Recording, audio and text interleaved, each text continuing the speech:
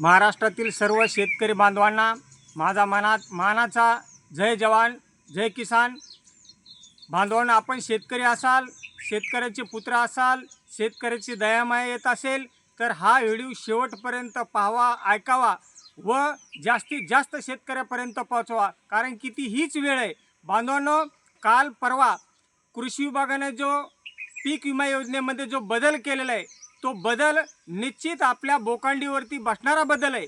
आपल्याला माहिती आहे की महाराष्ट्रामध्ये 36 जिल्हे आहेत आणि प्रत्येक जिल्ह्याचं जे हवामान आहे, प्रत्येक जिल्ह्याला पाऊस समान पडत नाही, प्रत्येक जिल्ह्याचं तापमान समान नाही। त्यामुळे या धोरणामध्ये जो एक घटक त्यांनी वगळलेला आहे या पीक विमा योजनेतून, तो आहे स्थानिक नैसर्गिक आपत्ती। हा स्थानिक नैसर्गिक आपत्तीचा घटक जो आहे हा सर्व जिल्ह्यासाठी समान नाही। प्रत्येक महसूल मंडळामध्ये वेगवेगळ्या प्रकारची स्थानिक नैसर्गिक आपत्ती उद्भवत असते आणि ती उद्भवल्याच्या नंतर आपल्याला आपलं पीक, हातचं पीक आपल्या डोळ्यात देखता कधी कधी वाहून गेलेलं, कधी जळालेलं पाहत असतो आणि त्यामुळे आपल्याला कुठंतरी नुकसान भरपाई मिळावी ही एक आपल्याला वाटत असते। त्या नुकसान भरपाई कधी मिळते? जेव्हा आपण पीक विमा योजना भरत असतो आणि पीक विमा योजना भरलाय, स्थानिक नैसर्गिक आपत्ती घडली आणि परत आपण त्या ठिकाणी क्लेम करत असतो। परंतु कधी करत होतो?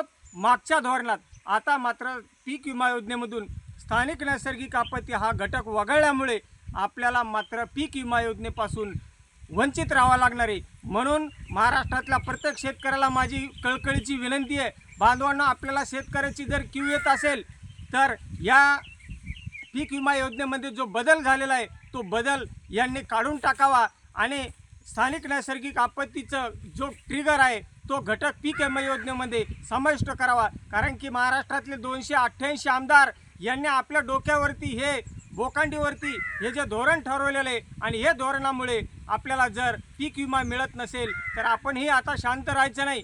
आता उद्यापासून आपण आपल्या आमदाराला देखील जाब विचारूया, ज्या वेळेस हे धोरण ठरवलं होतं त्यावेळेस तुम्ही झोपले होते का?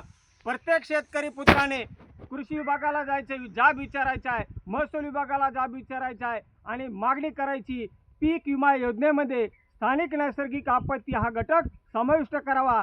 जोपर्यंत हा घटक समाविष्ट होणार नाही तोपर्यंत आम्ही शेतकरी म्हणून विविध प्रकारचे आंदोलनं करण्यासाठी आमचा कायदा हातात घेणार नाहीत। मात्र टाईम आला तर कायदा देखील हातात घेऊ। जोपर्यंत पीक विमा योजनेमध्ये स्थानिक नैसर्गिक आपत्ती हा घटक समाविष्ट केला जात नाही तोपर्यंत आम्ही जिल्हाभरामध्ये, महाराष्ट्रभरामध्ये विविध प्रकारचे आंदोलनं हाती घेऊ, असा कळकळीचे आव्हान किंवा जाब किंवा या आरामखोर आमदाराला, मंत्र्यांना, या अधिकाऱ्यांना आपण प्रश्न विचारावा, हीच माझी या ठिकाणून विनंती आहे। जय जवान जय किसान।